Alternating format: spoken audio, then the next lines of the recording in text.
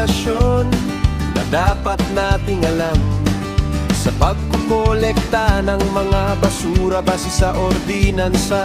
Kailangan ihiwalay ang ating mga basura na nabubulok, di nabubulok at mapakinabangan pa. Sundin tamang paghiwalay, Sundin, tamang paghiwalay, sundin, tamang paghiwalay ng mga basura. Sundin tamang paghiwalay, sundin, tamang paghiwalay, sundin. tamang paghiwalay ng mga basura.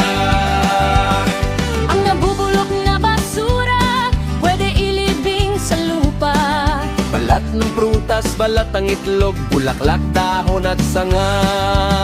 Sundin tamang paghiwalay, Sundin, tamang paghiwalay, sundin, tamang paghiwalay ng mga basura.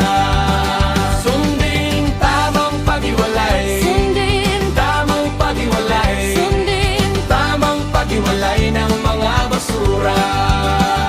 Ang mapakinabangan na basura, dyaryo, papel, plastic, bakal, pwede gamitin, dalhin sa junk shop at ibinta. Sundin tamang paghiwalay, Sundin, tamang paghiwalay, sundin, tamang paghiwalay ng mga basura. Sundin tamang paghiwalay, sundin, tamang paghiwalay, sundin. tamang paghiwalay ng mga basura. Ang di na mapakinabangan, yon ang kokolektahin. Balak ng candy, bote ng shampoo, basag na plato at baso. Panatilihing malinis ang ating paligid, kaaya-ayang tingnan, may pagmamalaki. Sundin tamang paghiwalay, Sundin, tamang paghiwalay, sundin, tamang paghiwalay ng mga basura.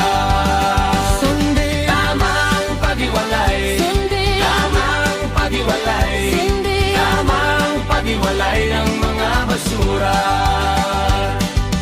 Tamang paghiwalay ng mga basura